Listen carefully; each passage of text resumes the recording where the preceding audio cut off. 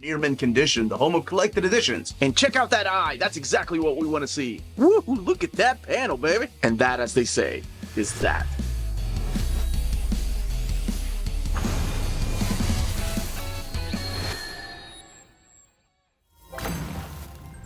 How's it going, all you Minties? Uncanny Omar here from Near Mint Condition, the home of collected editions.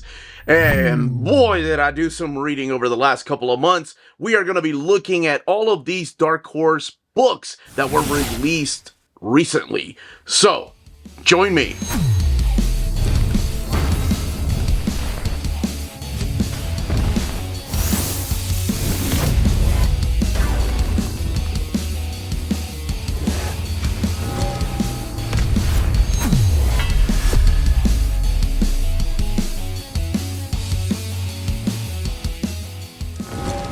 And welcome back, everybody. Before going any further, a big thank you to the folks at Dark Horse for sending us copies of these collected editions. Some of them are original graphic novels, some of them are collected single issues, and some of them are original comicsology.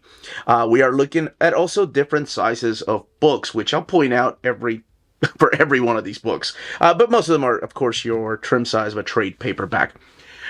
And I do put timestamps in the description of the video if you want to jump around, in case you're curious about the art or what the pitch is of the story. Smash that like button, please. That goes a long way for us here on the channel. Small thing you can do, but it does mean the world to us.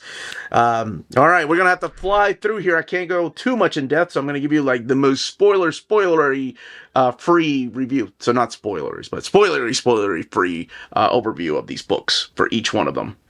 Let's kick it off with Joy Operations Volume 2. Joy Operations Volume 2. We are back in this world that was created by Brian Michael Bendis and Stephen Byrne, Joshua Reed. And if you have not read the first one, I guess some spoilers for going into this, even though it's a spoiler-free review, we are talking about Volume 2. Okay, so Joy Operations is back, and so is Joy Corrigan, who is this character right here. And by this point, Hampton is inside of her head. They're the ones that are the envoys in this world right here. That's kind of like a mix between something like Blade Runner and the Fifth Element, if you will. And it kind of reminds me a little bit of Firestorm. So this is all set in this possible future where you have corporations and families that are hiring these agents. These are special agents. And she's one of the special agents of the Jonando Trust, or was, until something happened in the first volume, which again, I'm not going to go into heavy spoilers, but by this time around, she has been replaced by somebody that you met in the first volume, and that is Saint. And the Jonando Trust doesn't believe in her anymore, so every one of the Jonando Trust's own cities are now going after her, or at least their agents are going after her, because she is not to be trusted. And lots of twists and turns, and then you end up finding out what ends up happening to the character of Hampton, and then of course Joy. Does Hampton end up staying in Joy, or does Hampton end up disappearing? Love the artwork through here and those colors. In the back, you are given the sketchbook, much like the first volume. And this book collects Joy Operations Series 2, issues 1 through 4, 112 pages, and it retails for $24.99, and it's all part of the Jinx world, which is Brian Michael Bendis' imprint. Alright, so that's what I'm going to do. I'm going to give you some quick pitches for these books. This is MegaGhost Volume 1 by Gabe Soria and Gideon Kendall. And I had a lot of fun with this one. I'm going to try to keep it under 2 minutes here. But, okay. So the basic premise of this is, if you've seen Giant Robo or Gigantor or Messenger C, where you have a character that controls a big giant robot, usually a kid, that's what this is, with a little bit of a horror twist. This is the character of Martin Magus, who is a comic within a comic after this character of Joanna D is summoned to the occult council, if you will, and she tells the story through this comic book right here. It's on a very Tales from the Crypt type of style, but what Martin is able to do is get this ring, and with this ring, he's able to summon this Mega Ghost. And the Mega Ghost and Martin don't get along at first. Like, he doesn't know what the hell it even is and how it combines into transforming into this big thing. But what they do is they end up fighting the supernatural. So it's werewolves, it's ghouls, it's ghosts, it's... I can't believe... Ghosts and goblins just goes hand in hand, right? Even long before the video game. It's possessed toys, it's evil counts... and then it even breaks the fourth wall because, like I said, it's the comic within the comic, but something is connected through this all. But yes, if you're a fan of, I don't want to really say Ultraman, but they are fighting big giant creatures like that through this book. This was such a joy to read. So this is collecting issues 1 through 5 of the series. By the way, I love the EC type of covers that each of the issues get. The book has 168 pages, and it retails for $19.99. In the very back, much like a lot of the Dark Horse, not every one of the Dark Horse books, we're given a quick little sketch of perhaps other characters that get their own giant mecha ghouls, if you will. Into the Unbeing. This is a book that came out in January. A lot of these books have come out in just the recent months. This one caught my attention because I really like Zach Thompson, and I really, really like Hayden Sherman. Zach Thompson is the gentleman who did Cemetery Kids, and I fell in love with that story. That was published by Oni Press. Hayden Sherman, oh my gosh, ever since the days at Vault, I knew that Hayden was going to blow up, and sure enough, now working on Absolute Wonder Woman. Also did a Batman book, but let me make sure I give the credit where the credit is due. Lettering by Jim Campbell. This is a really eerie story here. This, I want to say, was an original graphic novel. It's a volume 1, and I think it does continue, and volume 2 has been solicited for later. I have no idea how Hayden is able to actually draw this. This one has mature themes, 120 pages and $19.99. So the basic premise behind this right here is we have this botanist named Hildur Johansson who sets up a team of climate scientists to go and investigate a global climate change that has gotten out of hand. And while they're in Australia, they discovered this mountain that shouldn't be there. It's a mountain, and they realize that it's a mountain of decaying bodies of a humanoid creature that, by all scientific research, should not exist. So they end up going inside of the body of the creature, and they don't know exactly, if it has the same parts that we do as humans. Does it have lungs? Does it have a stomach? Does it have a brain, a heart? And that's what this is. This is crawling inside of this giant creature that they thought was a mountain at first. And it is, or at one time maybe, was alive. It is so creepy. And like I said, mature content mainly because of the images. Where did it come from? Is it some kind of ancient god? Is it an alien? What exactly did they get themselves into? A really creepy book I may bring back for the Hidden Gems during Halloween. And then let's look here. So, we got to do Hidden Gems during October. We have some variant covers here by different creators and a little bit of the script and layouts and final pages there. But that is Into the Unbeing. Alright, we've talked a lot about some horror stuff. Let's bring it back a little bit to some action and perhaps some adventure with some dark twists, because we are talking about the origin of Skeletor in Masters of the Universe Revolution. This is a book that serves as a prequel to the Netflix series. It is a 4-issue miniseries, 112 pages, and retails for $19.99. But it is written by the producers of the Netflix series. So you have Tim Sheridan, Rob David, and Ted Biasili. And then you have the script by Tim Sheridan, pencils by Daniel HDR, and Keith Champagne doing the inks, Brad Simpson's doing the color, and World Designs doing the lettering. Love these covers here. But it's not just, of course, the origin of Skeletor. We do have Hordak and how he plays a role in the origin of Skeletor. So, I know we've seen the origin of Skeletor before in the past, in the comics, and in the tunes. Did I say tunes? Oh my gosh. You are going to see a lot of She-Ra in the Masters, or She-Ra Not the Masters of the Universe, but She-Ra characters, whether they're supporting cast or villains. I know there's a really weird licensing thing with the Netflix series and how they can't really use She-Ra. I'm not sure why, because they also had the She-Ra series, but I remember one of my viewers, whenever Amanda and I did our Reels Talk reviewing the series, that they told us that she couldn't be used for some reason. But there is a loophole around that we saw towards the end of one of the seasons. But yes, this is before Skeletor became Skeletor. This is just when he was a mage, and he is hungry for power, so he ends up joining forces with this Eternian evil. And that is, of course, Hordak and his group. And you can see exactly how he becomes Skeletor. And in the back here, we do have sketchbook and a couple of the variant covers. I do love this, the layouts, sketches, to the pencils, to the inks, to the colors. I love when they throw that in there. And does this guy make a special appearance? Well, you can find that out for yourself. Count Crowley, Volume 3, Mediocre Midnight Monster Hunter. This is collecting the miniseries Count Crowley, Mediocre Midnight Monster Hunter Volume, or I guess it's just issues 1 through 4. The book has 144 pages and retails for $24.99.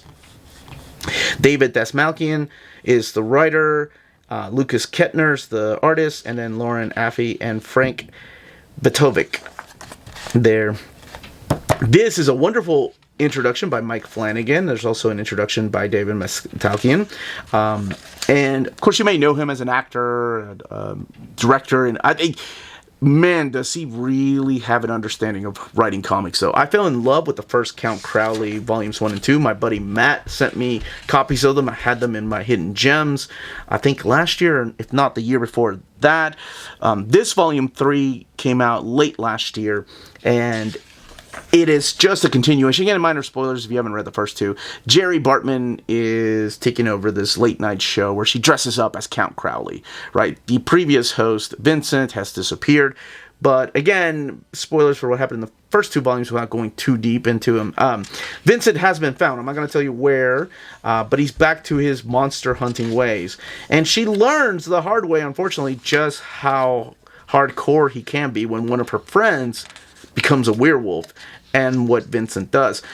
Unfortunately, in the first 2 volumes, she was an alcoholic. She had a lot of problem with drinking and losing her jobs left and right. In this, something does happen that she kind of falls back on the bandwagon, and she does start drinking again, and her and Vincent end up getting separated, and it starts again going into this creepy area that we've seen before, where she is still hunting monsters, but this time around, I don't want to spoil what happens, but she is going through this self-destructive tendency. I do love the fact that characters are drawn through here, like EC characters, like the Crypt Keeper, and characters like that, and this is what she looks like when she's wearing the costume. But she realizes when she becomes a host that, hey, monsters are real, and she is the monster hunter. There is a backup story here to Criminal Macabre, Count Crowley from the Pit They Came, and it features her right here with a new character.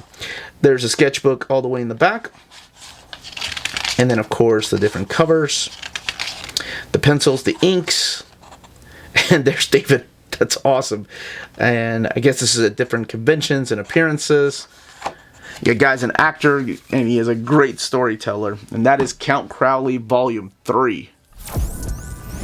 Blue Book, Volume 2, 1947. This is collecting Blue Book 1947 1 through 5. This book has 136 pages, and this one here retails for $24.99. Now, we know there's a library edition that is coming out later this year, which I'm super excited about. And this is a little different than the first volume, but let's give credit where credit is due. This is James Tynion IV, Michael Avon Oeming, and then lettering by Tom Napolitano. And the idea of the Blue Book, of course, is all based on the Blue Book, that aliens and UFOs do exist, and the government has been covering it up. So there's a lot of conspiracies here, whether you believe it or not. I happen to love the book. The first one really creeped me out, even though I have read and heard and seen that story over and over. It creeped me out. This one is a little bit less cohesive than the first story. The first book focused on just one story. This one is kind of all over the place, with starting with the pilot here of Kenneth Arnold, who saw strange flying saucers in 1947. Now, I thought it was going to just stay with that story, but it kind of jumped around a little bit with other pilots, other people that saw the spaceships, the Men in Black, the government cover-up, but also Roswell gets involved in here. It's pretty much the explanation what Project Blue Book is and why it was created and who perhaps was behind creating it and exactly how.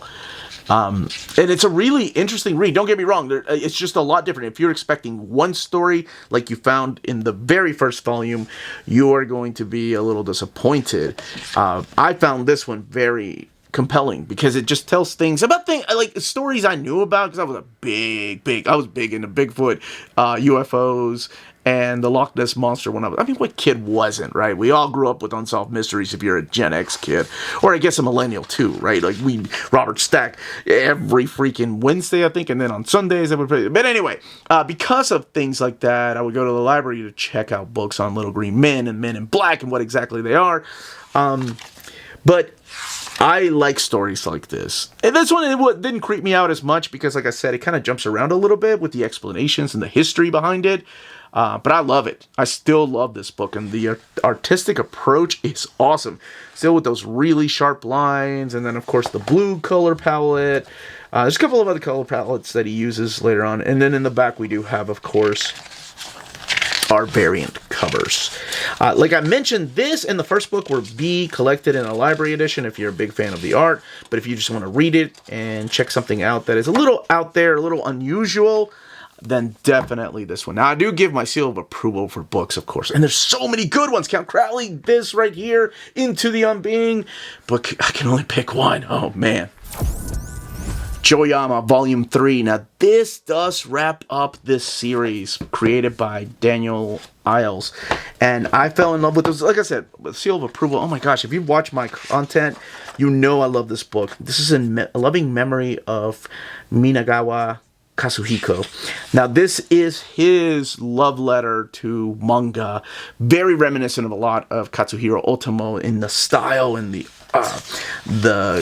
the way that the characters fight through here. There's an amazing fight scene that happens through here between Arwen and the character of Black Cotton. And I just want to show you. It's amazing. Now, just like every other volume, we start in with the point focus here, and then it starts zooming out just to see how big this city is. Again, minor spoilers. No, big spoilers. Dang, how am I going to talk about this? Because, okay, the remaining members of the Outriders are still here, and they're trying to avenge their fallen comrade. So this is when Arwen ends up meeting with some of the Outrider leaders, and she wants to go undercover to get revenge. She wants to keep her loved ones safe. Unfortunately, she does have a run-in with the character of Black Cotton, and it is this amazing fight scene, because everybody's trying to take care of Joyama, the big city. Like, how do you bring peace to Joyama? Then we have the badassness that is Ringo that gets involved. So first I want to show you, the Black Cotton fights. They're just amazing, dynamic, and easy to follow. You still got Ruby there. And Ruby kind of becomes the caretaker of the story a little bit later.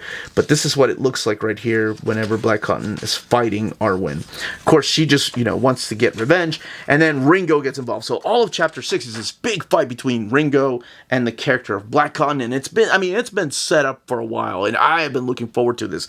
Now, again, this is the finale. So a lot of things are going to change. Maybe not all the characters make it out, but it is such a good, underrated series. I don't hear enough people talk about. It was, if I haven't brought it up, probably will bring it up in my hidden gems, and you can find out how that fight ends. In the back, we have this quick little story about work life. It is a silent story except for the last panel. And then we have Cool Boy Pizza, which is done in this unique color palette that I kind of wish, very of course inspired by anime and video games. That looks like the Cloud Buster, or the Buster Sword, and also Kaneda. But yes, extras in the back with a little bit more of the story. I don't want to keep people in surprise here and suspense. And then Red Division Soldier. Man, I have become a huge fan of Daniel's art. I love it. This is the early design for Black Cotton, illustration of Master Randall. It's got this punkish style that I really love in Joyama. And then the creator biography, 208 pages and retailing again for $19.99. All right, Satan Swarm. This is a really quick read. This one here is $22.99. It's an original graphic novel, I believe. I don't think it was on Comixology first. This is all written by Steve Niles, and Peter Kowalski is the artist. Colors by Laverne Kindersky, and then Nate Piekos is the letterer. And it is the story, it's kind of like the Island of Dr. Moreau.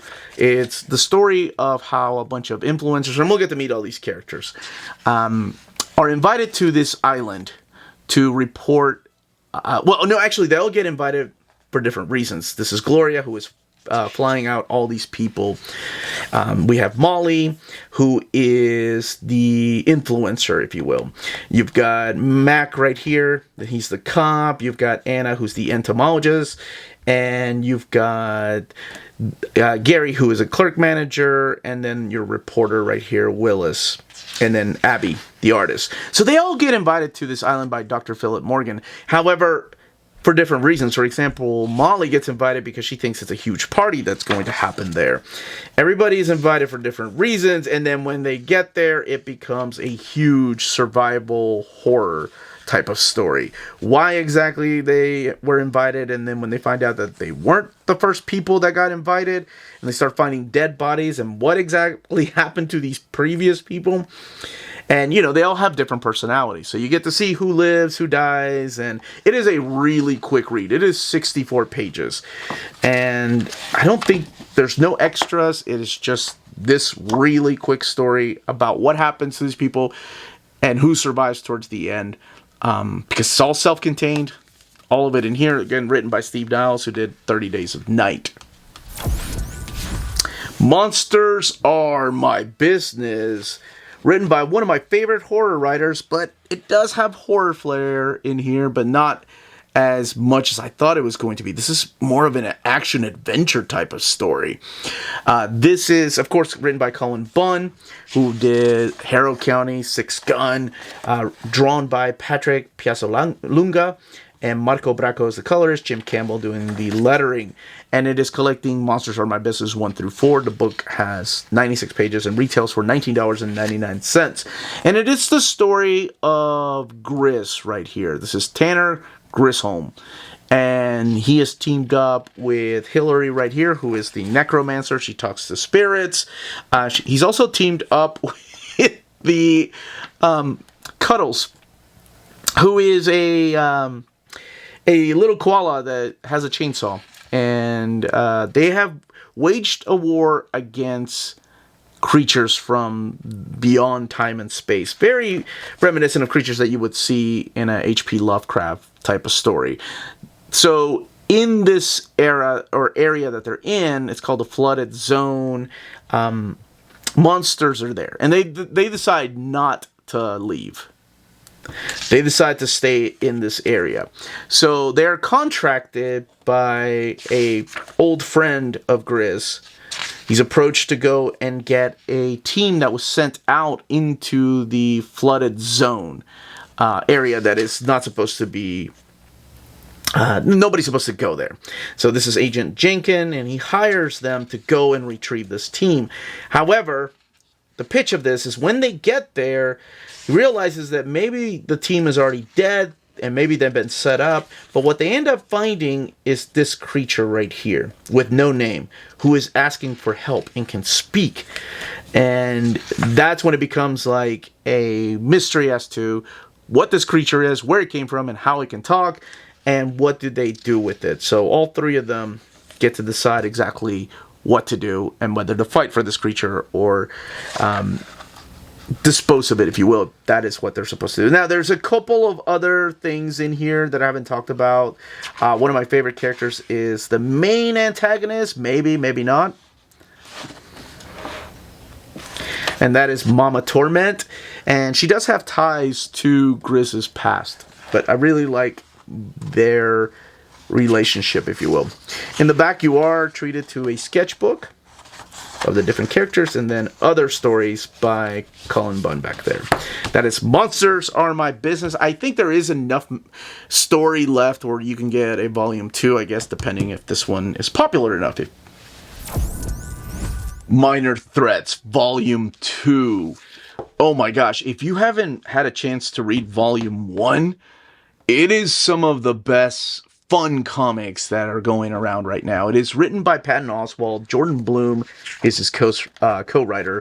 And you've got artwork by Scott Hepburn, Ian Herring doing the coloring, and Ned Piekos doing the lettering. And this book has been such a treat to read. If you like things like Black Hammer, do yourself a favor and check this book out, because it goes in ways that I don't expect it to go. Go and check out Volume 1, because I have to talk about what happened in Volume 1 to talk about this book right here. Okay, and there's a little bit of a spoiler for Volume 1. Alright, for anybody that doesn't care and is like, what the heck is this book about? Alright, in a world of superheroes, we have the criminals that have won. We have Playtime, this young lady right here. This is Frankie Foles, who has managed, I'm not going to go into detail how, to kill Twilight City's greatest superhero, the Insomniac, and the greatest supervillain, the Stickman. They're dead. Now, she's able to pretty much take all the villains that are still remaining in the underworld and make herself the leader of Redport. And it starts taking a toll on her personal life, and she didn't realize just how difficult it would be when there are rival gangs that are challenging her authority, when her own people are, turning against her. Maybe, like, you have Scalpel that perhaps wants to help, but you don't really know where her allegiance lies. But yeah, there's these ridiculous over-the-top characters like the Holiday Squad right here. There's a new superhero team that is trying to avenge the death of the Insomniac, and that is the Action. This is Backdrop right there. They all have really interesting and unique powers, as you can see. That is the big wheel that she rides around in. But in this volume, yes, you have villains that are trying to take over. You have Action that is trying to get revenge for who killed the Insomniac. So you have some new characters like Varsity and Wart and Miss Moment. And they go in ways that I didn't expect it to go. Just like the first volume, I didn't expect to go in the routes that it did. I didn't expect the twists and turns. And, I don't want to compare it to something like... But, no, it's its own thing. So when people think of, like, Watchmen had twists and turns, and it did it in a different way. This does, too. And I love where this goes, because there's a lot of true-to-life moments here for the villains and some of the remaining heroes. And you kind of empathize with her character and what she's trying to do, but, trying to do the right thing by her family. Oh, man. And the things that Action does, too, because they're kind of like your Teen Titans, right? In the back, you are given the variant covers. And I promise these don't spoil much for what happens in here. And then you have the sketchbook back here. And these are the Holiday Squad. This is the Action characters. That's the way Wart looked at the beginning. The book is a lot of fun. 136 pages, and collecting Minor Threats the fastest way, down 1 through 4. And the book retails for $19.99. And yes, lots of violence in this one, so some mature content in here. And now we've reached that part of the video where we take a look at all of the spines of the books I am talking about for this overview. And a small reminder to please hit that like button, subscribe if you haven't subscribed yet, and ring that bell for notifications. All right, let's go ahead and keep going with the overviews. William of Newbury. When I heard that Michael Avon Oeming was going to be doing a new series, I was so excited because I'm a big fan of his Mike Templar. And of course, when he was teaming up with Brian Michael Bendis on Powers, he did the whole Thor Ragnarok storyline right before Avengers Assemble, right after Dan Jurgens' run. But I love his art style. He's got this really good mix of somebody like Mike Mignola, Eduardo Rizzo, but his own style. Script, art, and letter. He did everything here. Michael Avon Oeming. That is crazy. Alright, so this book collects William of Newbury 1 through 4, 112 pages, and it retails for $19.99. It is loosely based on some real-life events that happen in the 12th century England, and it is all set during this war called the Anarchy. So you have William Newbury, who is this monk, but he's not alone. He is there with the help of other well, you'll see here a cute little bunny rabbit. But yes, set in the Anarchy, mid-12th century England, and you have this traveling monk of William Newbury, who is just trying to get rid of all this evil that is plaguing the country, with the backdrop of this civil war right here. And that is his friend right there, Winnie, who go from place to place and try to get rid of evil, whatever means necessary. So you have Father William, who can use these magical powers, but also ties it heavily into Christianity too. It really reminds me a lot. I don't want to compare it because it's hard not to when you look at the art, but like Mike Mignola's Hellboy. But it's his own thing. Like, Mike Mignola did a lot of research on writing the myths of Hellboy when he's using, like, the different demons from different religions and parts of the world. And so did Michael Avon Oeming when it came to this character right here, because it is based on somebody that was real. The aesthetics here are beautiful. There's sharp lines. And I really enjoyed it. It's only 4 issues, and it just goes on their different types of adventures that they have. This is Minnie. She's a mouse. Why did I say a rabbit? Oh, it's because it was a character at the beginning that was sending them out on missions, and there are rabbits here. So, anthropomorphic animals, you had me there. Like, you have the raccoon that's a monk. Of course, I'm there. So, yes, him and Winnie end up going on different adventures. At first, she's a thief that he doesn't know how to trust, but they now decide to go on missions together. And in the back, let's see here, I love the colors too. You have the development and sketches. Yeah, I really love the way that he draws Winnie. But the character design of William is just awesome. And then the sketches to the final product here. And that is William of Newbury. The Butcher's Boy. This is collecting The Butcher's Boy 1 through 4. And it has 136 pages and retails for $19.99. Story by Landry Walker, Pennell Vaughn. And then the art is by Justin Greenwood and colors by Brad Simpson and Pat Brasso doing the lettering. This is a story about 6, I don't want to say friends because they're not all very close. Some of them know each other better than others. And how they decide to take a road trip. So what you get is a little bit of a prelude up there at the top with Thursday, and then what ends up happening on Saturday. Like, you've got very gruesome and mature content for this one too, by the way. You've got decapitation and just like appendages getting cut up. So you've got different days of the week before it all led to that Saturday. So what the hell happened? Why is this girl walking around with her own decapitated head? So you've got the characters here of, like I said, not all these characters know each other that well. Some of them are closer to each other, but you have Shyla and Chris and Emma, and then you've got Frankie and Hans and Alan. And they decide to take a road trip together. Like, 3 of them are really good friends. They've known each other for a while. The other ones are kind of like girlfriends. And they end up going to like this dead town, if you will.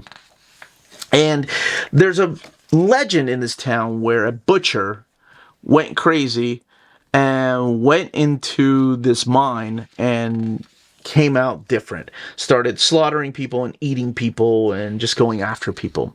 And some say that the butcher still haunts the streets of this little town at nights. So they get caught up by this story, and at the end they're like, you know what? These people are weird. Everybody's looking at us. Let's just get the hell out of here. So they try to leave, and what happens? Well, the car is dead. So they have to stay in this little bitty town. All set in the Pacific Northwest, by the way. There are flashbacks here to get to know the characters better, and then you see what is going on in current time. Really fun story. It would make a great movie. It's that type of story with the H.P. Lovecraft flair to it. The sketchbook back here, and the sketchbook of the covers, the layout, and where the word bubbles are going to fit. And this is The Warrior and the Wizard. It's an excerpt from the Codex of the Kira Numina. And I love that right there. $19.99, The Butcher's Boy.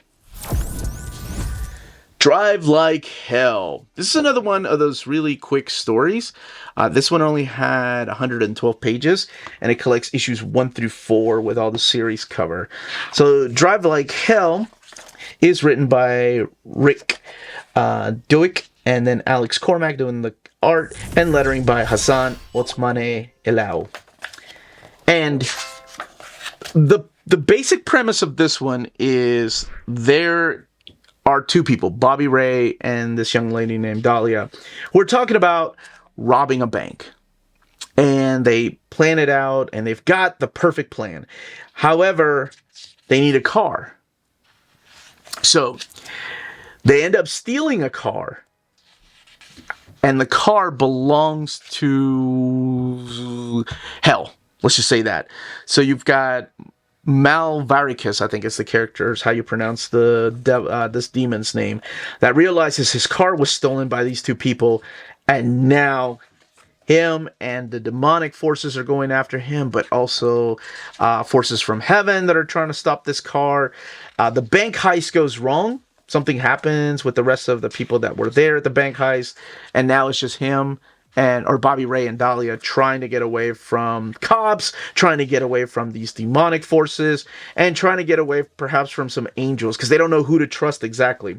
It is a crazy, wild, and quick ride, and it's 112 pages, and again, retailing for $19.99. It was originally 4 issues, and then in the back, I freaking had to show this amazing pinup by Alex Cormack of the actual vehicle, with all of these amazing... Oh man, I want this print. This is so badass. Like, you've got my favorite cars of all time here. Well, let me see. Is the Shelby GT? Nope, no Shelby GT, but that's okay. But you got like Back to the Future. You've got Christine, and you've got the Mach 5 right there. The Griswold's family vehicle, Herbie, right there. Ocho. Oh man, this is so cool. I love it. I love this print. And then this pinup back here. And that is Drive Like Hell. Slightly Exaggerated. This is a beautiful book that reminds me of something that I would have seen like Studio Ghibli do. It is beautiful, beautiful, beautiful. So, written by Curtis Clow, and Pius Bach is the artist, and lettering by Tobin Racicot. And maybe it's because of the flying animals that I think of Ghibli. I don't know. But it is collecting all 4 issues of Slightly Exaggerated. The book has 104 pages. It retails for $19.99. You do have all the covers, including the variant covers. So this is set in this beautiful fantasy world where you have Mia and her companion. This is the character of Winston, who are kind of like your treasure hunters. Think of like somebody like Indiana Jones. She ends up getting a disease, a poison that is killing her, and she only has weeks to live. Now, that's one big part of the story. That is the biggest part. She's what some people would consider a thief. This one also has mature themes. There's sexual content in here. And then you've got these... there's a war that's going on. And each one of the different countries that are at war wants to collect these 3 separate relics that are capable of granting anybody that holds them the power of God. And you have Lacey with all of her group right here that end up capturing the character of Mia because she stole something that belongs to them. And what ends up happening is now we have a huge war. They get her entire team gets slaughtered, and she's there by herself, so she teams up with Winston, and they go and save Mia. And the 3 of them go into this adventure to try to recover these 3 relics before anybody else can get their hands on it. And again, keep in mind that Mia is also dying of this disease that is eating her up, and she'll be gone in a week or so. So I really enjoyed this. So this one came very close to my pick of the week. I fell in love with it. I love the characters. I didn't want anything bad to happen. I love the artwork. I hope one day that we get some kind of bigger edition of this just to appreciate how wonderful and beautiful the art looks. And yeah, if you like fantasy, this is definitely for you. And in the back, you do have some of the different covers. And then the bios on Curtis and Pius. And that is slightly exaggerated. Backflash. It's a smaller scale book, and compared to a trade paperback, looks like this. Kind of reminds me of the old smaller records. This is written by Matt Johnson, and it is drawn by Steve Lieber with Tom Rogers, and then you have colors by Lee Flufrich and Clem Robbins doing the lettering. There's a dedication here for Matt's mom, Pauline K. Johnson, and then for Sarah, who continues to put up with me, Steve Lieber. This gets my seal of approval. This book wrecked me in a good, sometimes we need that. We need that good cry type of story. So this is all the story of Devin, and his life is just spiraling out of control. His mom, Irene, passed away, and at her funeral, he kind of snaps. He's approached by his uncle. He's not really connected to his daughter. He has flashbacks of how him and his daughter were just so close, and now she doesn't really want to hug him at his own mother's funeral, her grandmother's funeral.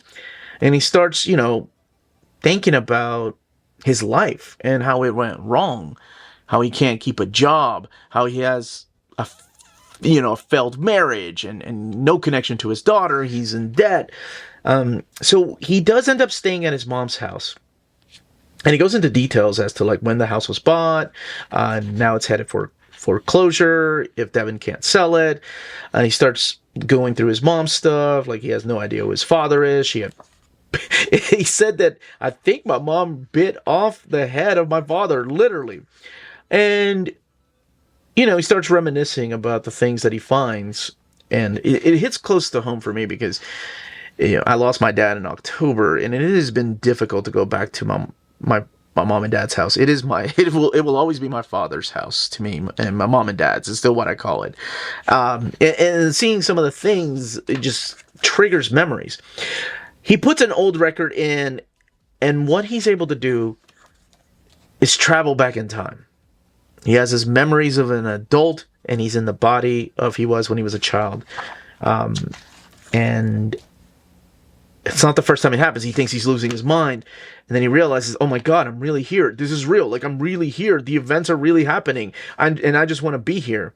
And he can keep going back and forth, and you can find out exactly how, and if he's able to change anything, or if he just keeps making mistakes, or if this is a way that he's just going to come to terms with his past, that maybe he didn't make the mistakes that he did. I loved this book. I thought it was great. I really liked the character. I was, cheering him on. I was hoping that things would work out for him and his family. And so that kind of story grabbed me, and that's why I'm recommending it. I'm sorry, I'm going over a little bit longer than I needed to for these books, because I wanted to give you a quick little synopsis. It's Matt Johnson. There's an afterword here, and this really, oh my God, this hit. So he talks about losing his mom. He's like, I lost my mom to COVID, but really, I've been slowly losing her for 2 decades, and that hits me. I've told my wife I have no idea how long I've spent at hospitals with my dad. So all of that hits. I love the layout of the house and a little behind the scenes of how it all kind of came together. Other Berger books. Yeah, so Karen Berger, of course, Vertigo, wonderful, wonderful editor. Without her, we wouldn't have the Vertigo library, and she's still making books at Dark Horse, and Backflash is the latest one. Black Sight. I love this Hitchcock-like cover. Man, that is awesome. You can barely tell, but Phillips, Boyle, and Napolitano are there. This book came out towards the end of the year in 2024, and it is a Comixology original. Collecting Black Sight 1 through 5, 128 pages, retailing for $22.99. It is Stephanie Phillips, Connor Boyle, Tom Napolitano working on this book, and it is very Hitchcock. It all takes place in the 1960s, and it features or focuses on the character of Alex Greer, who is this American that is traveling in Amsterdam and ends up walking into the wrong club. So she is telling the story here of how she went out one night in 1964, got drunk, and she explains that she didn't get drunk, though. Like, she drank a little bit and did drugs, but at one point she started feeling sick. An older man tries to help her, and a woman dressed in yellow ends up taking her back home. And then when she wakes up, after this night that she's with her, the cops find her dead. The other woman dead, not Alex, who's telling the story. So that's what this is. It's a murder mystery as to what happened. Did somebody drug her? Did somebody kill her? She's in another country, and it's all, again, taking place in the 60s. There is a backup story that is all the way at the end that kind of connects a lot of things together, and it's all the way in the back. I assume when this was originally published, these stories right here, by the way, in black and white, were backup stories in the back of the single issues. So this is a flashback in 1952 in Paris, where a man is just drinking at this cafe, and he's approached by somebody who invites him to go and meet some other friends. And they have a disagreements with these friends, and they end up leaving. But the artist starts seeing things when he ends up leaving after this argument with this mutual friends, if you will. So how it's connected? Well, you can find out. It's a really interesting read, and it does remind me of a Hitchcock-like story, because you never know what is real. Are the cops behind everything? The interrogation is really, really creepy, and you start looking at things a little bit different. And yeah, very, very unique. I really liked it. Very Hitchcock type of story, and there are answers, but also kind of left a little bit vague, which I like. Money. This is an original Comixology comic, and it now is printed in a trade paperback. This is collecting issues 1 through 5, 144 pages, $22.99 by Kurt Pires, Luca Casalanguida, Mark Dell, Hassan Otsane, Elau, and then Fernando Rosales doing the logo.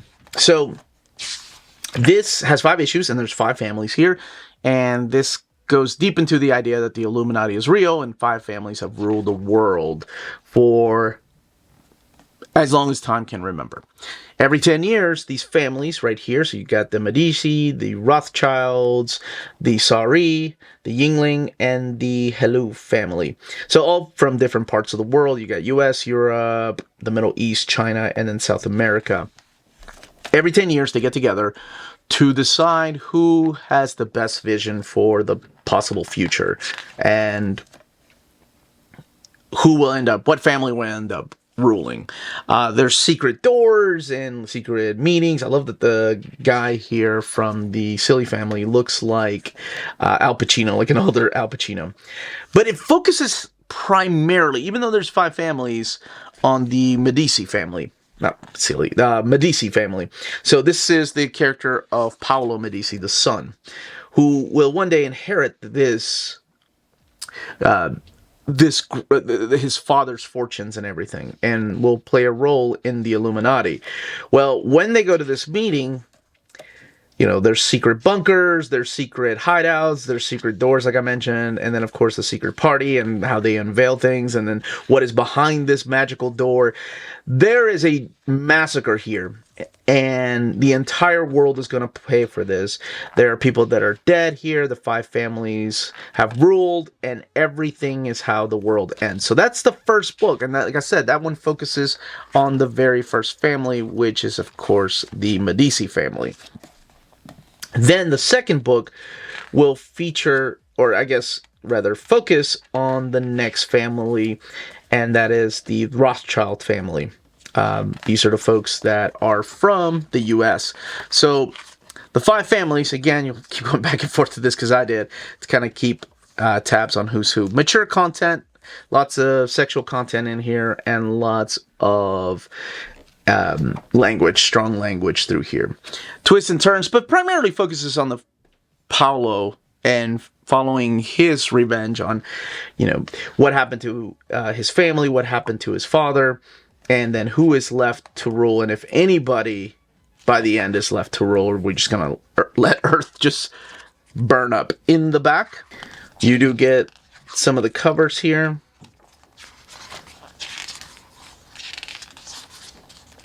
And your very Illuminati pictures there. But that is Money. Dracula, Book 1, The Impaler. You have Mad Wagner and Kelly Jones and Jose Villarrubia on a book. Are you kidding me? Of course I'm excited to read this. Whenever I opened it, I saw the names. I'm like, oh my gosh, Mad Wagner, Kelly Jones, and Jose Villarrubia? Hell yes. It is a fancier trade paperback because it has French flaps. Here, very nice, 112 pages and $29.99. Now this one does have mature content. It's again the retelling of Vlad the Impaler, Dracula. It is the legend of the Count before he became Dracula, and then the deals that he made. And we'll talk a little bit about it. If you've never read Bram Stoker's Dracula, I strongly suggest it. I think it's a great piece of literature. My wife and I both agree. But if you haven't, then I don't know, watch the movie maybe. Do people say that? All right. So really quick, I had to skip some pages because there's lots of sexual content in here. So Kelly Jones, my gosh, killing it with the art. I love it. And Jose Villarrubia with the colors, it is so good. Okay. It takes place before Bram Stoker's novel. It is the story of Prince Vlad the Impaler of Wallachia, I think is how you pronounce it. And it's all set with the backdrop of the Ottoman Empire quest for this big war that is happening. And in order to win what he does, or in order to try to win, Vlad seeks the help of the supernatural, seeks witches, and ends up running into, what is her name? This lady right here, Marta Tegan. And eventually he summons, or he's able to summon, I mean, look at the creatures. This is the guy, of course, that drew Batman, known for his Nightfall covers, did Deadman, did the Blood Rain stories of Batman. But what he does is he's summons Satan, and he makes a pact with Satan. Now, in this first story, you'll start seeing him learn how to use his powers, learn how to use the transformation powers into a wolf, a bat, and then fog and all that. The things that you've seen in movies and in TV shows and in, of course, books and anime. It's been adapted so many times, and we've seen the story a lot, but it's just really, to me, really cool to see some of my favorite creators come together and retell the story with a couple of twists and turns here that we haven't seen before. So you'll start seeing a transformation of the character from, this prince to this creature of the night. Now, in the back, you do get some of the script, you get some of the original art here in the black and white. That is insanity right there. And bio on the creators, Kelly Jones, Mad Wagner, and then more to come. I think there is a proposed 4-book series for this, but very excited for this to continue, and that is Dracula Book 1, The Impaler. Weird Science, the EC Archives, Volume 4. And this is collecting Weird Science issues 19 through 22 and Weird Science Fantasy issues 23 and 24. It is a trade paperback. It has been available in a hardcover. This trade paperback is 216 pages and retails for $19.99. And if you've never read any of this stuff, yes, you are totally in for a treat. This is some of my favorite comics. Grant Gaisman doing the introduction. There is a foreword here by Paul Tobin, and all the covers are intact. And a bio on Ray Bradbury, because there are some stories in here adapted from Ray Bradbury. Oh my gosh. As a matter of fact, The One Who Waits, this one here by Bradbury is amazing. So it's not, of course, just Bradbury, but it's also Al Feldstein and Al Williamson and Frank Frazetta. And oh my gosh, this could have been a amazing episode of the new Tales from the Crypt series, or I'm not the Tales from the Crypt though. What is it? Creep Show, the new Creep Show that's going on, or the new Twilight Zone or Black Mirror. There's just a lot of really good stories in here. You've got Williamson's artwork, you've got Krinkle, you've got Frazetta in here, and the art is just absolutely gorgeous. Let me show you another one. This is Fish Story. And the art by Al Williamson is so good. It is gorgeous. Look at the amount of detail. Yes, even though it has this new modern colors that I know some people don't like. But the story here is just, it's so ahead of its time. It's trying to provide a different view on life of just like the other worlds. Oh man, just classic type of artwork through here by so many masters that are just long gone, of course. And a lot of these stories just way ahead of their times. Not every one of them teaches a lesson. And I had to come back here to the Al Feldstein story, but mainly to show off that beautiful Wally Wood artwork. This is my world. Oh, beautiful. And then, of course, all the covers supplied by him. Just absolutely stunning artwork by a master. And then all the ads. The letter pages are intact, just like in previous volumes. And in the back, there's ads for more from Dark Horse that will be available in 2024, well, the end of 2024 and then 2025. And they're not done. I'm glad they're just taking these and just running with them, giving people a chance to read them. But that, as they say, is that. If you're interested in purchasing any of these books, don't forget to check out our sponsors. BD Cosmos, the Canadian leader in graphic novels. They have a physical storefront in Montreal, Quebec, and their website, bdcosmos.com, offers 25% off your order of over $99 or more, and free shipping everywhere in Canada for every order of $250 or more. Their shipping care is exceptional. Your books will stay cozy through the rough Canadian weather and arrive to you in near mint condition. After checkout, let them know Near Mint Condition sent you their way, and you'll be added to the monthly $25 gift card raffle. Entries are valid for new and returning customers. Don't be afraid to call or email them. Ask them questions. Their staff is always happy to help guide you towards the right purchase. Visit their website, bdcosmos.com, for more. BD Cosmos, with rewards and raffles taking care of customers in Canada. Eh? CheapGraphicNovels.com, your online home for graphic novels and collected editions up to 50% off cover price. They have excellent shipping and prompt and helpful service. Check out their bargain deals for up to 90% off cover price. And don't forget that CGN also takes pre-orders. That way you don't miss out on the hottest releases. And they are currently running a special promotion for you Minties. If you're a first-time customer, after receiving your order confirmation email, reply back to that email and let them know Near Mint Condition sent you their way. They will then apply a free shipping promotional credit to your next order in the US. Cheap Graphic Novels, your source for the hottest books with the kind of deep discount, quality shipping, and customer service that will keep you coming back for more. And that was the content and page count of each of these books. Let me know in the comments down below what series you are picking up, which ones you didn't even know about, which ones piqued your interest, and if you have any more questions. Check us out on Patreon and Spreadshop, amazing ways to support the channel. Everyone, stay healthy and safe out there. Much love.